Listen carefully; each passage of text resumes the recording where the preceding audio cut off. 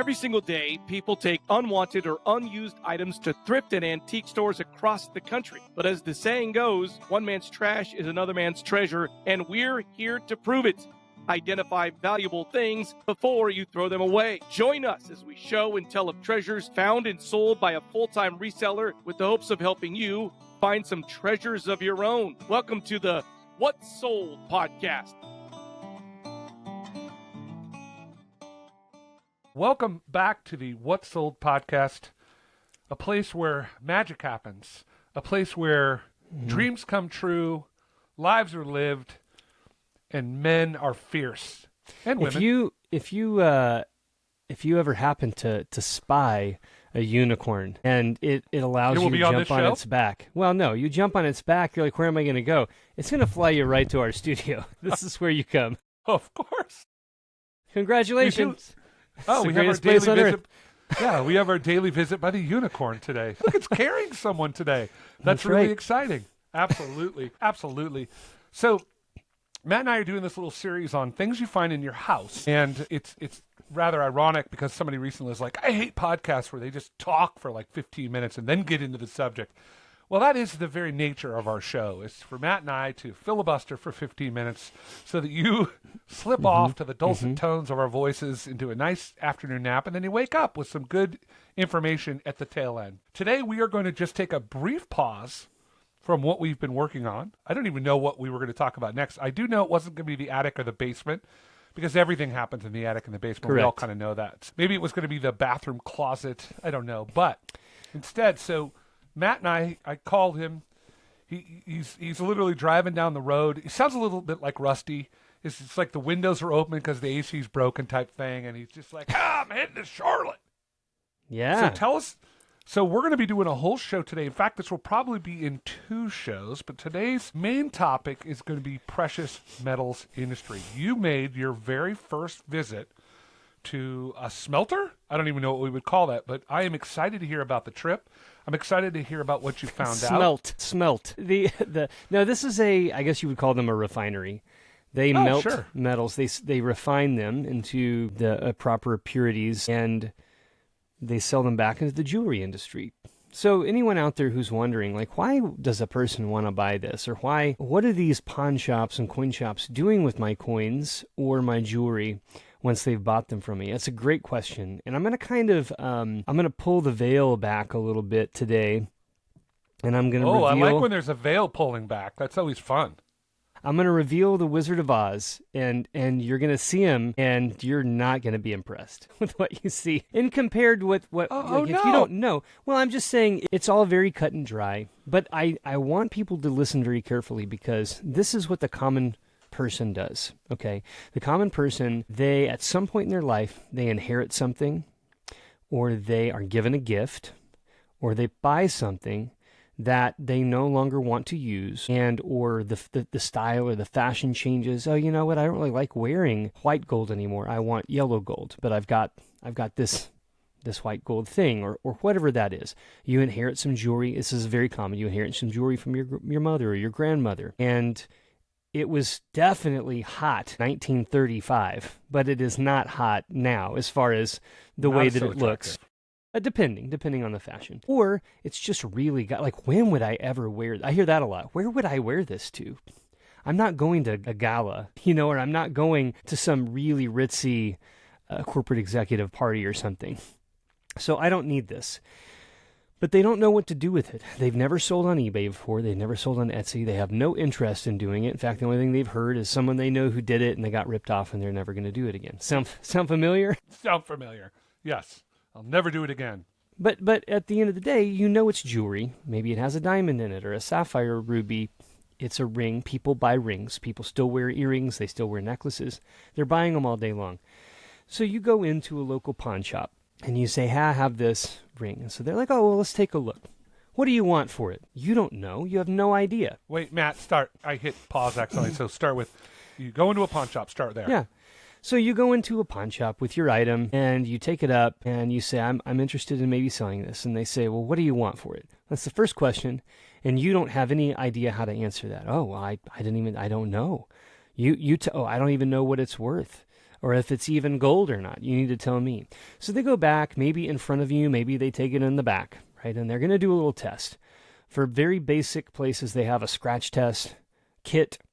With a little bit more money, you can get some sort of a device that involves gel, and it has a way of testing carat purities on gold. Or they have, even a step above that, a machine that they can stick it in, and it's going to x-ray it or do what it does, and it will tell you what it's made out of. And they're going to come back and they say, oh, well, it's 3.5 grams, 14 karat gold. And today, gold is $60.3 per gram. And, it's 3.5 grams. So the spot value on it is about $180 to $200, something like that, maybe a little bit more.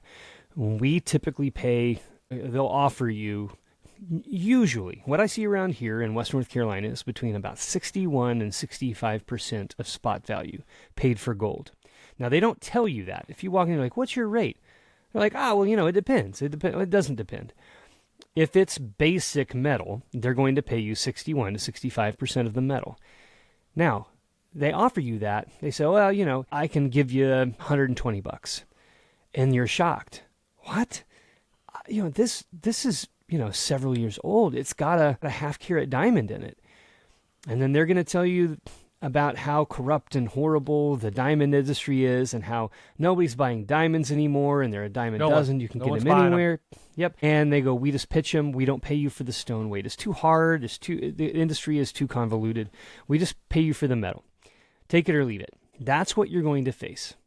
And so most people may not even get that far into it. They're just like, whatever amount of money, they're like, well, you're in the industry. You would know. I don't. So yeah, I guess. And you leave a little bit defeated. I mean, yeah, you got some money in your pocket now, but you're kind of bummed, even if you have no attachment to it, because you have this nagging feeling that it was worth more than what you were offered. And that's because it is worth more than what you were offered.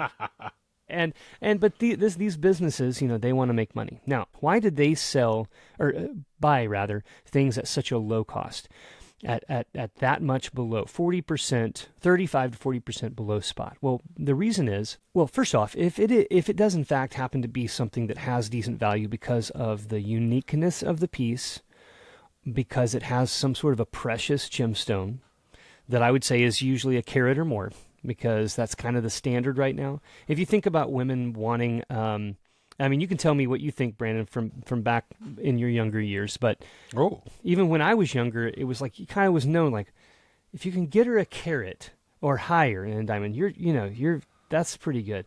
But if it's below that, it's just because you're either cheap or you just, you're young and you don't have any money yet. And that was me. I didn't have any money when we got married. That quarter carat you gave Flo is beautiful. It really catches the light. It does. And it catches a lot of the yellows in the light. That's what it does. It turns out later on, it's not even a diamond. It's just like a citrine, like a pale citrine, like the least precious. But no, seriously, they might actually have something behind the scenes where they have somebody who comes in and buys the gemstones from them, and they get secondary money. That is one way that some places make some money. But if it is valuable enough to be sold on its own without the metal, they're going to do that. They're not going to ship that off to be melted. They're going to try to turn around and sell it, or they've got a buyer, someone like me, who has connected with them somewhere along the way, and they say, hey, when you get stuff in that isn't scrap, but it's worth more, they're going to pay you, listener, 60 to 65% of the spot value on that gold, and then someone's going to come in, and they're going to pay them an extra 10%, 15% on that piece to buy it. And then they're going to turn around and sell it and make who knows how much on it, depending. But if it's just the metal, they're going to take that to a refinery. And that's what we're talking about today. A refinery is a place that takes metals, bullion, coins, bullion in any form, and then also jewelry, fine jewelry. And they're going to melt it. They're going to assay it, and they're going to melt it into pure forms of 10, 12, 14, 18 karat, 22 karat, yellow golds, white golds. There's different types of gold. There's what they call green gold, and there's yellow gold. And what that really indicates is that the type and percentage of whatever other alloy is mixed in with it that gives it its hardness. Because, gold, pure gold, is quite soft. Pure gold is not something, and even 22 karat gold is not commonly worn as jewelry because it's too easy to get dented or banged up or damaged. And if it's got a prong holding a gemstone, forget about it, because that prong is much more likely to bend and move and drop that stone. They're going to get it all fixed up, and then they're going to sell it back to the jewelry industry as pure gold, so that can then be turned into another piece of jewelry and then sold back into the market. And that is the circle of life within the jewelry industry. Wait a second. So let me go back a little bit. So my image was you drive up to this place, they take the gold, they melt it into like bars of gold, and they have like mass dudes with machine guns and security. You're saying that's not what happens? They're not putting it into bars of gold. They're just, what are they doing? What's it look like when they're done with smelting? They certainly can melt things into bars or coins even. It depends on what the refinery is and what they're willing to do. Some places will take a percentage and then they will, or you can, so there's two different things. There's refiners that buy directly from someone and they pay them and they take the metal and then they do what they want with it. There are other places that will take the metal and you say, here's my gold. I want you to melt it into an ingot for me or whatever, and then I want it back. They'll do that, but they charge you a fee, Sure. processing fee for doing that. So in the case of what I experienced yesterday, and we'll talk about in a moment, I was just bringing jewelry. They weighed it, and then I can tell you the rest of that. But I wasn't wanting anything back other than the money, Sure. the monetary value of it. So Yeah. So these pawn shops, coin shops, what they're doing is if it's got value, they're going to turn around and sell it. Now, I've tested this out before. There's a pawn shop. I'm not going to name it because I don't want to speak badly of anyone directly online. But there's a pawn shop in Asheville that I once sold a piece of jewelry. And I knew it was decent, and it cost me essentially nothing. I mean, I paid $5 for it. It was large value, and I wanted the money quick. So I knew what I was getting into, and I was fine with that price. But I kind of did it just because I wanted to see how quickly that ended up out on the floor to be sold. Because I knew it was nice enough they weren't just going to melt it. So this place has a large pawn shop area, and then they have inside the same building, but separated by a wall, an entire jewelry section. They have jewelry-specific employees. They have their own gemologist that will appraise things or test things or repair jewelry, create jewelry out of stuff that comes in. And, my ring that I sold was out there within 48 hours, and it was, 100% markup from what I sold it to them for. So you just have to know that that's what happens. If you don't care, it's fine. But if they're going to pay you so little for it, they are going to turn around and sell that as an item. They're not going to even touch it. They're just going to reprice it and stick it out on the floor. But if it's a precious metal, they will either directly take it or they will ship it to a refinery. And now we're to the point of the story where I talked about yesterday. So it was interesting. I was turned on to a refinery in Western North Carolina by someone that I have developed a relationship with through being a customer of theirs. And then we started trading information and referrals, referring people to one another. I would continue to buy from him. And then in a conversation not long ago, he turned me on to the place that he sells his scrap. And I was delighted because, again, the price that you're going to get for gold is usually 61 to 65%, and it may be about the same for silver. The place that he told me about offers 98% on gold and 90% on silver. Now, that's on if we're basing it off of pure gold. But most jewelry isn't pure, right? It's 14 karat or it's 18 karat. So you have to do the math or you have to look it up. What is 1 gram of 14 karat gold today? And you can find that information online. Then you just weigh it. Oh, it's 3.9 grams. Today, 14 karat is $60.30. So you multiply those two together, and that's how much it's worth. Okay. And they give you 98% of that. They will give me 98% of that. So I wanted to test this out. He said he'd been selling with them for 15 years. The price had never changed. And the turnaround time was the most amazing thing. If you bring it there in the day, you will have money direct deposited in your account by the end of the day. Oh, nice. So as an alternative to eBay, where I might do a 7-day auction, okay, it ended in 7 days. It takes that buyer 3 days to pay for it. Okay, now we're at 10. Then I ship it, let's say the next day. Then 3 days after that, it arrives. Now we're at 14 days. Now eBay doesn't release my funds until 1 to 3 days after it has arrived. Okay, 3 days has gone by. They didn't do me any favors. They took the whole 3 days. They pay me out. And now I'm 2.5 weeks in. I still have a week and a half. I can't spend that money because I have a 30-day return window. And at the 11th hour, somebody could return it. So all of a sudden, I've turned a sale that would have taken me 2.5 weeks or a month to have the money. Also, if I sell it on eBay, someone who buys it, if it's common or if it's not super exciting, they want to pay me 20% below spot. So they'll pay me 80% below spot. But then I lose 15% to eBay. So I make more money selling to these people, and I make it the same day or the day after if I mail it in. So this sounds like a win-win. Very intriguing to me. So I took a trip yesterday. I drove to this town. I went in. I met them. I dropped off. Hold on. Before you, I know you're getting to the serious part, but I imagine you driving down the road, because we were talking. You're in your red truck. It looks like I'm in the white. Don't ruin it for me. Okay. My point is, you're in a truck, and in the back is, if you saw Moana, when she goes into the cave of the crab creature, and he's got all the gems and jewels. Oh, yeah. That's what I'm imagining, just sort of falling out of the back. Or Tamatoa, I guess. Whatever's falling out of the back of your truck. I just imagine that's what you were taking jewels. To this. That's is exactly it close right. to that? Okay, like literally crowns and swords and all sorts of things. Old large gold crowns with jewels popping out of them. Golly, I wish, man. I wish. That's Wouldn't that hilarious. be a great sight, though? That would be great. Anyway, dude, all if right, I'm just imagining you pull up to the refinery and there's all this exhaust popping from your from your vehicle and stuff. They can hear you coming. No, I mean, it was a very legitimate. You walk in, the guy's very nice. He's behind bulletproof glass, of course. You've got two of these bulletproof glass like containers. You can stick it in. It's a one-way thing, so I can stick it in and shut it. Then he opens it from the other side, takes it. He puts it on the scale, he weighs it, and he's this machine that will tell you the purities of it. And he immediately prints me a sort of an invoice of sorts, or a receipt saying we took this in and this is what it was. And they go through that whole process, and then like right after 4:30, the money, I had $3,600 in my account, because that was the value of the gold and the scrap silver that I brought in.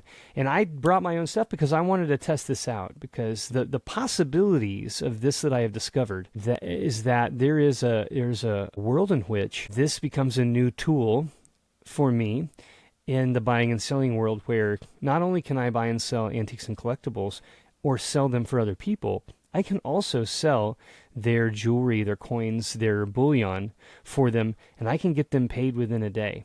I can pay them. I can still take a percent. I can still take a percentage for my work and my effort, and they will still make more money, considerably more money, letting me do it for them than going to any of the places around locally that they could walk in a store to do.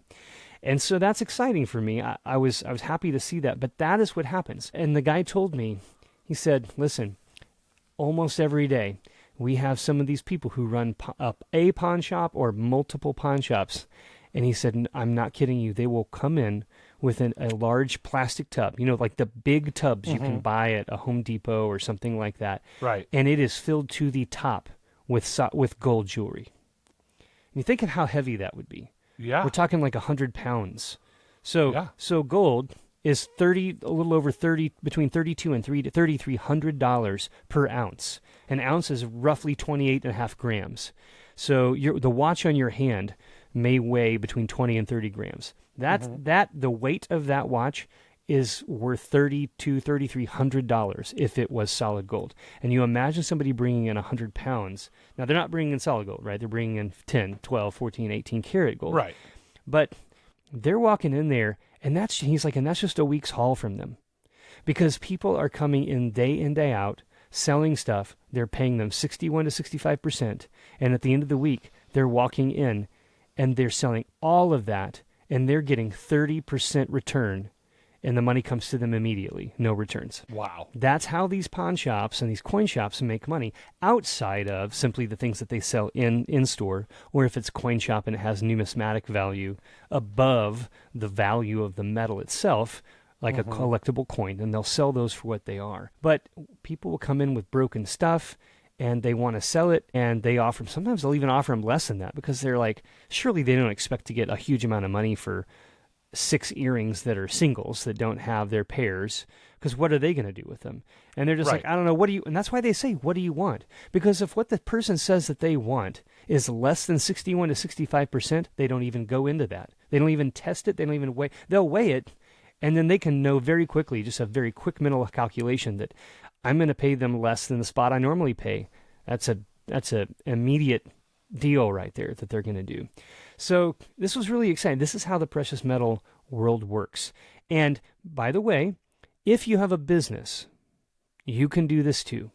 If I was just an individual running around hustling and stuff, it's technically illegal for me to be buying and selling precious metals.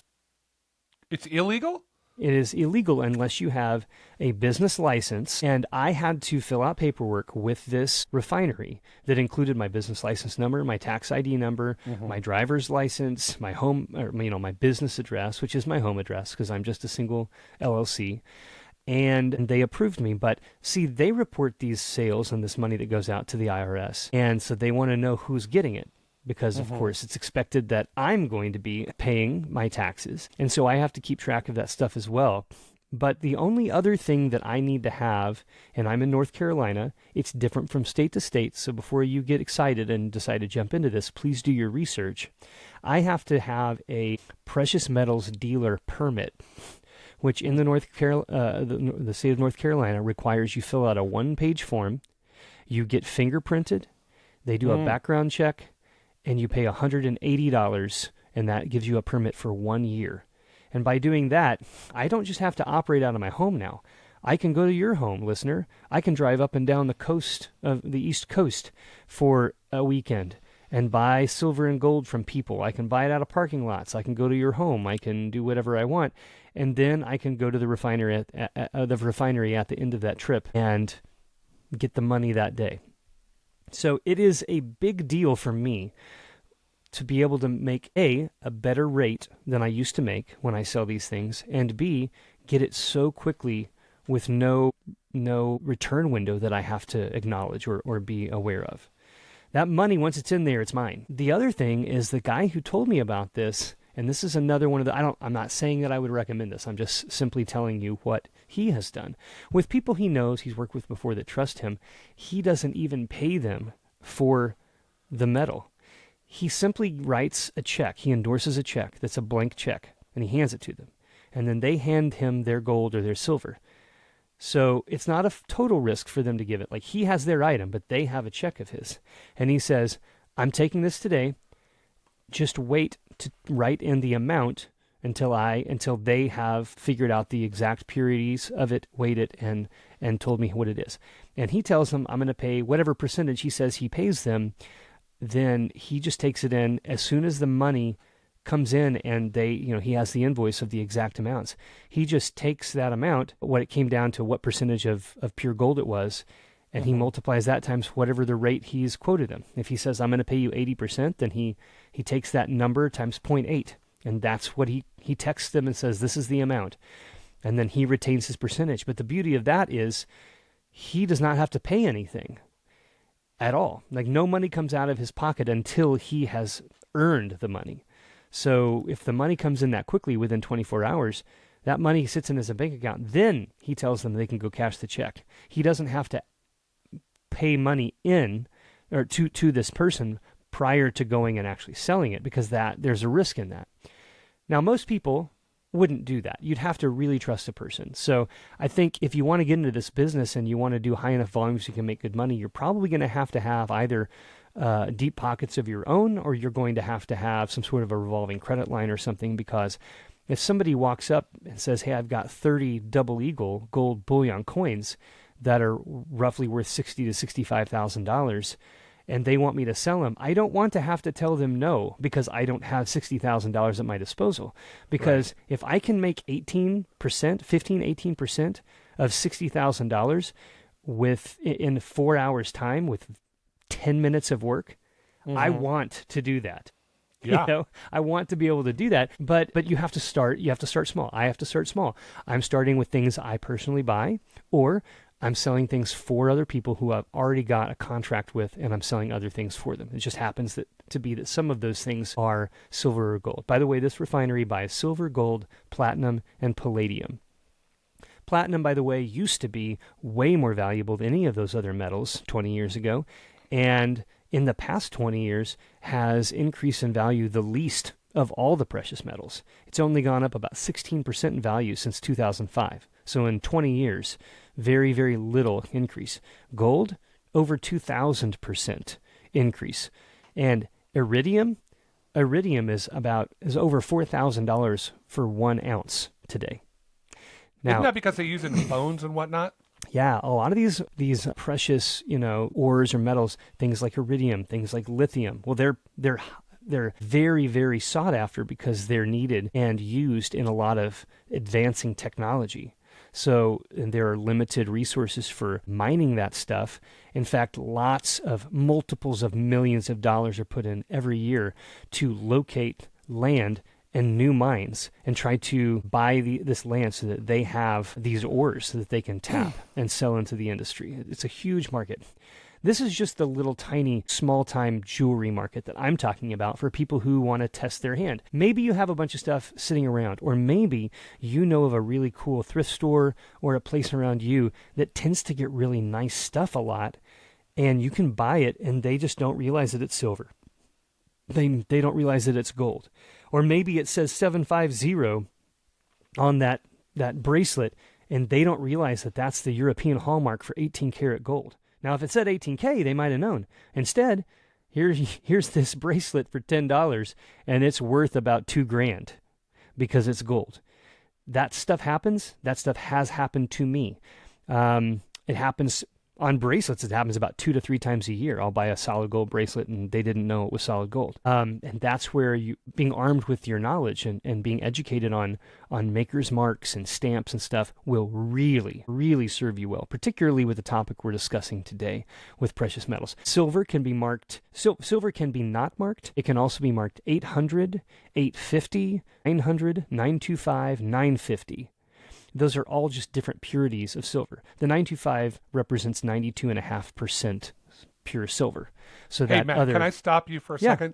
Can I pause this really quickly? Yeah. This crazy lady is crazy. So let me. Yeah, no worries. I'm going to pause this real quick and then I'll come right back. So it's funny that you're talking about smelting plants now, Matt, because way back when I got out of college, I went to work for a electrical contractor. I was one of their kind of sales guys, whatever, and it was a different lifetime and a different career. And one of the things that would happen is that electrical contractors deal with copper. Lots and lots and lots and lots of copper.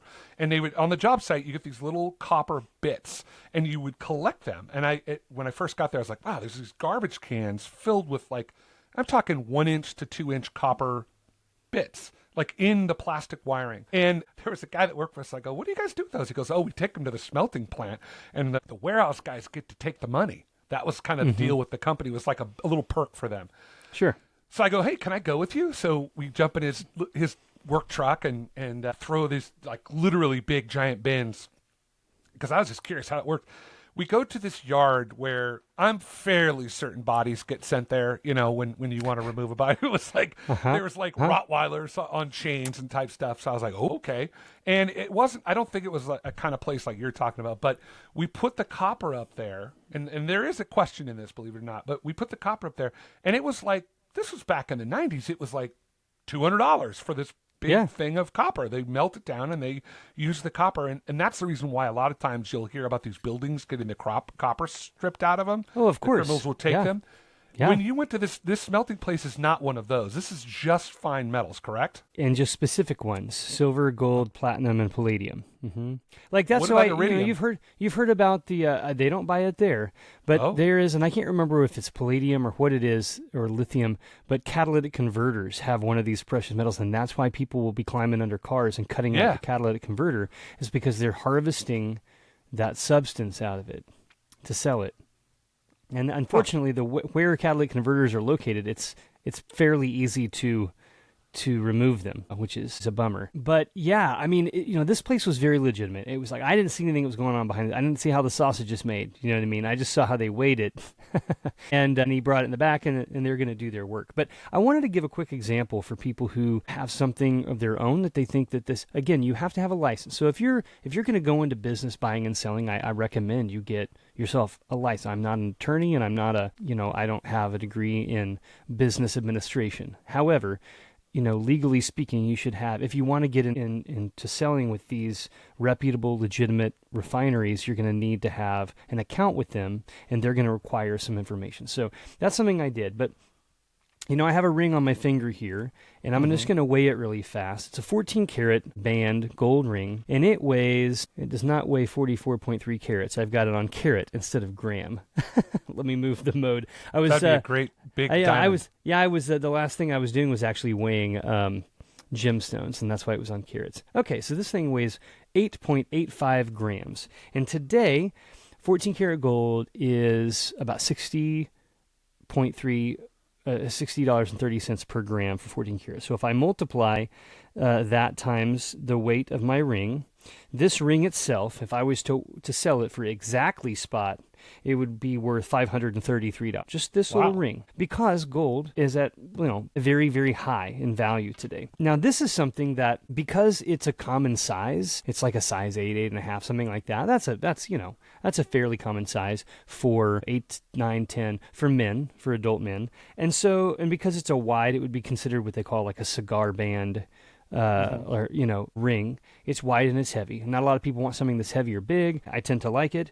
But all that to say, if I wanted to sell this, I could sell this on eBay for more than $530. In fact, if you look up stuff that people are trying to sell, not as scrap, but as basic jewelry, oftentimes you're going to see across the board, people are trying to price things about double.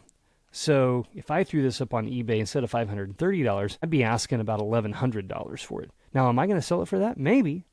Or maybe somebody's going to watch it and I'm going to offer them 10 or 15% off, and then they're going to buy it. But even after I lose my percentage fees from eBay, I'm still making money because it's a usable piece of jewelry. But let's say you have something that's broken. Wait, can I stop you right there? Because I think it's for someone that's out there selling. So really the math you're doing, the calculus you're doing this is where the sort of the matte, rusty type knowledge is super important, is that you have to look at the item and say, this is what I can, it's interesting because you got to say, this is what I could make on eBay. So you need to do your research. And if you can't make more than you could on spot value, then you're going to go with the spot. So you're like juggling where I go. Okay. All exactly. Right. Interesting. And by the way, when you take stuff to a refinery, it's optimal that you remove as many of the stones as possible. You want to try to make that batch as quote-unquote clean as possible. So when a person says they're selling a lot of scrap jewelry clean, what they're saying is there's only the metal there. There's no stones or anything else that will, inflate the weight of it, of items that are not actually made of gold, right? So if I have a bunch of silver rings that have kind of cheaper, semi-precious gemstones in it, I'm removing those stones. I personally am going to do it as carefully as possible because I have a way to sell stones and try to make some money off that end as well. But if they're glass or it's a rhinestone or something, I don't care. I'll break that puppy out of there. I just want to get the metal clean. But if you're talking about something that's a gold, which is quite hard in comparison to silver. Silver is very soft metal, and it has little tiny diamond chips and stuff in it. They don't care about that. They're going to weigh it. They can approximate. They know how to do that. So it's not a big problem. But the next thing I'm going to hold up is this little bracelet. And it is a gold, it's a 14 karat gold bracelet. That's the back of it. And here's the front. And all these little white bits are diamonds. This bracelet has approximately 300 diamonds in it. Whoa. They're all really tiny. They're probably 1/10 of a carat. A lot of times, or smaller. They'll call them millis sometimes. By the way, as an aside, if anyone's ever, examining or talking to you about gemstones, and they say, "Oh, it has 20 points," and you're like, "What does that mean?" They're just talking about the how large it is. So 0.2, so 0.5 is a half carat, right? 0.5 is half of a carat. 1 is 1 carat. So if a person said, "Oh, this is," they're looking at this is about 50 points. They're saying that's about a half carat size diamond. That's what they're talking about. 80 points, that's an 0.8 carat diamond. So this would have a bunch of tiny, like 0.1, 1/10 of a diamond, or even 1/20th of a carat of a diamond. But they're all spread out through this. Now, I'm going to weigh this. I think that I'm trying to remember, this is somewhere in the 20 to 25 gram range. And again, I'm getting the weight of the stones as well, right? Because it's got 300 diamonds in it. So this comes in at 21.78. So again, we're going to go back to that 60.3. That's how much 1 gram of 14 karat is worth today, times 21.78. And we're looking at this bracelet, just the weight of it. And I guarantee you that if someone was going to pay you spot on this, they're not going to care about the diamonds. They're not going to pay you less because it has diamonds in it. Mm-hmm. This is worth just the metal. Holy cow. Just this bracelet because of the weight. Now, if I took this in today, they would give me 98% of that amount. So I would walk around. Even if you took it in with the diamonds on it? Correct. I'm not going to remove the diamonds. Okay. Now, the reason this is an example of one, though, that I'm not going to scrap. Why? Because it is a bracelet. It is not damaged. It can be worn. And it has a lot of diamonds in it, so it has some value really beyond pretty. whatever. It's also, it's not as common. It's a little bit of a unique thing. I have already seen ones this exact kind sell for between $2,400 and $2,600 on eBay. Now again, that's double, right? Because it's worth $1,300 in spot value. $2,600 is double. So people are willing to pay up for something that's functional, usable, and that has precious gemstones in it. So this is an example of something I'm going to hold on to until it sells elsewhere, either privately or on eBay. I still don't mind losing that 15% to eBay because even losing that 15%, I sold it for double what I would get at a refinery. And so that is the calculation I do. If I have something even with a stone in it and I look it up, are there only 200 of these available online? Maybe that's something I need to sell because it's rare. Or if I just look up my ring, 14 karat gold, size 8.5, men's wedding band, 14 million available. How about a size 33 ring? Oh, like listen, I'm still working on selling your ring. It just happens to be 2.5 pounds because it's so large. So you're going to get some good money out of that. Nice. But this is for people who don't realize. So if you walk in with a bracelet that weighs 21 grams, okay, and they say, let's do that really fast. We had the what did we say? It was around $1,313. Okay, right. Times 0.61. So that's 61% to 65% is what a pawn shop would pay you.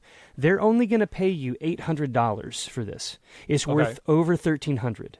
Right. So you're going to leave with $800, and they've made what, $500 in profit off of you. Then they're going to turn around with that piece, and they're going to sell it to the refinery at 98%. They gave you $800, and they turned around that same day, and they made $450 off of you. Doing nothing. Doing almost nothing. That is how these pawn shops operate. Now, now that you're armed with this knowledge, you know how much it costs to start an LLC? Not much, a couple $100.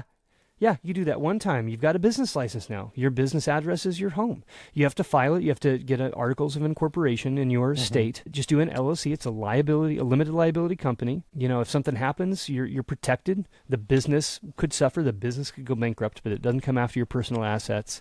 So here you go. And some things are worth selling online or at a nice jewelry store or something, right? Or there are jewelry consignment shops where they're like, they are incentivized to sell it for as much as possible because they're going to take a percentage off of the sale price. So if you go in, they're going to take this. They're not going to see that it's worth $1,300 in scrap and offer you $800 on the spot. They're going to say, okay, our take is 30%. We're going to list this for between $2,600 and $3,000. They want it to sell for $2,700. And even if it does, and you lose 30% to them, you are still better off than having gone in and pawned it. Right. You're not as well off as you would be if you took it to a refinery yourself, but some people don't have the ability to do that or know where to go. Right. And you don't need a business license to do that. So it's all based on knowledge of understanding what's the best possible way of handling this. Yeah, exactly. That's cool. I think I'm going to go get myself a precious metals dealer's license and just start selling gold. Just driving Silver around. And gold. Silver and gold. Yeah, it makes me think of that, man. The who was that? Yukon. It wasn't Yukon Cornelius. It was Yukon Cornelius. Yeah, I think so. Yeah, sure. All right, listen, we're going to do another show on this because there's some other interesting tidbits that are coming out of this. But I want to talk about what sold this week. Let's do that real quick. It's just been a great week for you and me in terms of getting a chance to catch up and talk. But I want to hear and I want to see, because it's my favorite part of the show. I feel like we've been a little light on this lately. Sure. I love the magic of what you sell. So let's see it. What do we have? Well, I don't have anything to show you right now that's just going to blow your socks off. But this is, again, going to give an example. I had a bunch of stuff, man, in the last couple of days. You don't know what's going to blow my socks off. You don't know that. Okay, fair enough. Well, you might like this. First thing up here is a sealed package. This came out of that big lot. This is Fat Tony, the character from The Simpsons. And He's the mafia guy. This is actually a perfect one to show because does this not look like a pawn shop store owner to you? I mean, it's a guy. He's got a revolver, a cigar, and a stack of cash. You want to know a story about Fat Tony? Fat Tony had please. went to he extorted the local elementary school. He was going to build ADA compliant ramps, and he made it out of like chalk, and it all collapsed. But he's like, "Hey, I already got my money." That's Fat Tony. That's how he runs. You can't do that. You can't do that. And you have to be ADA compliant out there, people. So make sure you know your widths of doorways. Well, apparently Fat Tony didn't think so, but sure. No, but he's walking around with his, it looks like a Colt Python, and a stack of cash and a cigar. So, he's also got like a bat, like a little bat, Sure. Yeah. So this guy, and the tagline on here says, "You have 24 hours to give us our money." That's the quote on here. You know, if I had paid closer attention to this, man, I would have just paid for this and kept it myself. Now that I'm looking my God, at it. so great. Okay, but this sold for $24. It's a sealed. It's from 2000, maybe 1999. So it's 20 years old. Sealed. This was a large group of things that I'm selling, similar Simpsons items from a person that collected them back in the day. I think that they'll be happy with that sale. Here's another sale of a little watch. This is just a wristwatch. It's got a pretty attractive looking brown leather band on it. Now the front of it just says service excellence, and it has this is what would be called like a date. So if you have a watch that shows the date, it would be like a date or a date adjust. If it has the day and the date, it would be called a day date watch. Real complicated, right? Yeah. Now, a lot of the collectible watches out there are either automatic watches, meaning you wear it and it moves around with the kinetic energy is what actually causes it to operate, or manual wind. You wind it up, you set the time, you wind it up. This is a quartz watch, and generally speaking, quartz watches, which require batteries, are not as collectible for obvious reasons. You got to have a battery that's in it that's operational, and when it's not, most people don't. They just throw it in their junk drawer, right? Which we talked about before, and they don't ever do it. But the thing that I wanted to say about this watch, and this watch sold for $42, not a huge sale, but it's a vintage piece. You need to look at watches, and you need to look at the back of them, because on the back, usually, if it doesn't on the front, it's going to say on the back who the manufacturer is. Now, if I had just seen this, there are thrift stores around me that have watch jars, and it's like $3 per watch. They don't care what it is. It's just a watch. So on the front of it, it just says service excellence. That tells me this was a watch given by some company to an employee for a certain amount of time that they worked there as a gift. A gold watch. Yeah, and it's gold tone, but it is not actually gold. But you waited around for the gold watch. There's all kinds of stuff. Back in the day, they would give you like little tie pins, tie tacks, lapel pins and stuff. And a lot of those, by the way, are gold-filled or solid gold. In fact, as you would work longer, they would give you one 5 years, 10 years, 20 years, 30 years.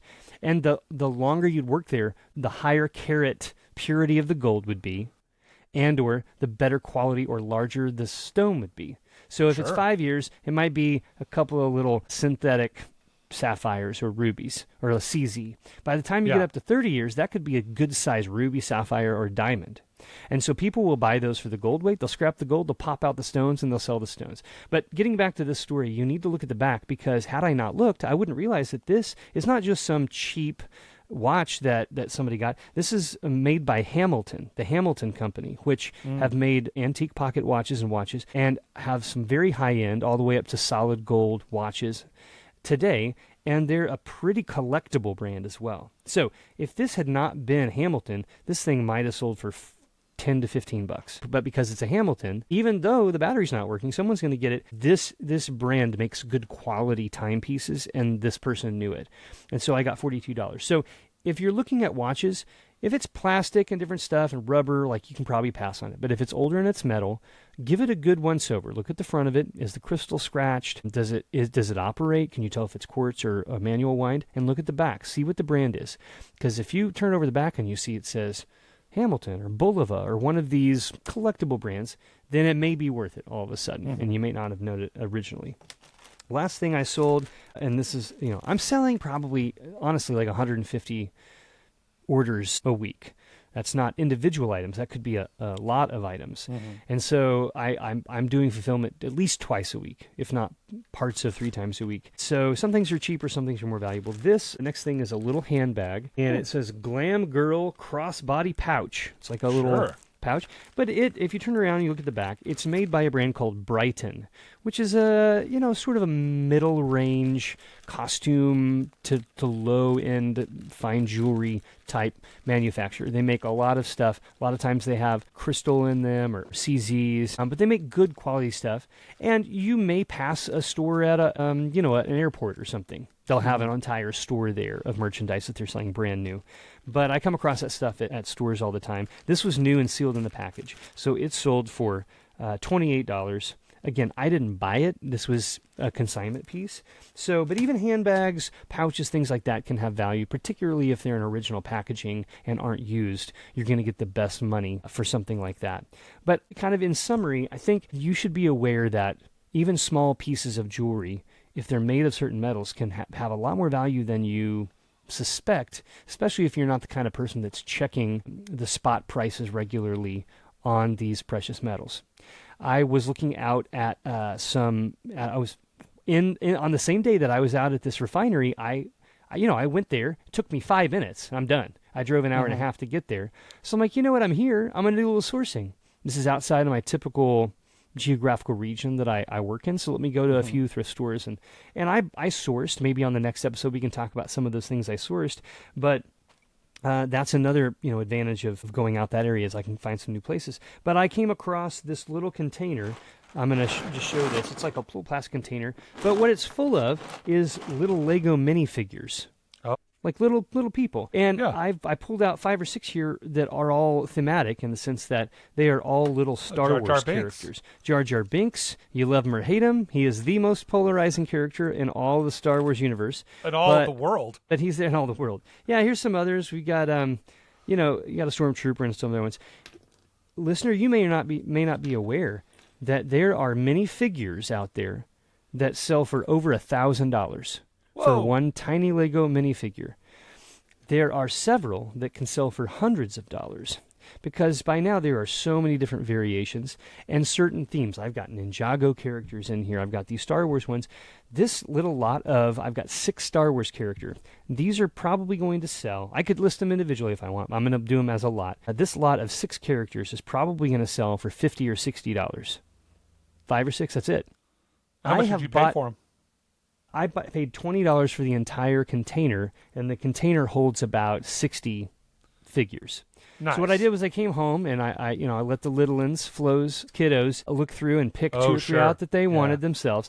I know one guy that would be very excited about that box for sure. Mm-hmm. Oh, and he was. He was having a hard time being patient last night. So he got to pull out ones. But now I'm going to sell these alone. Will maybe probably net me. I'll probably sell $50 to $60. This entire container that probably has 40 in it will probably sell for $70 to $100. I paid $20 for all of it.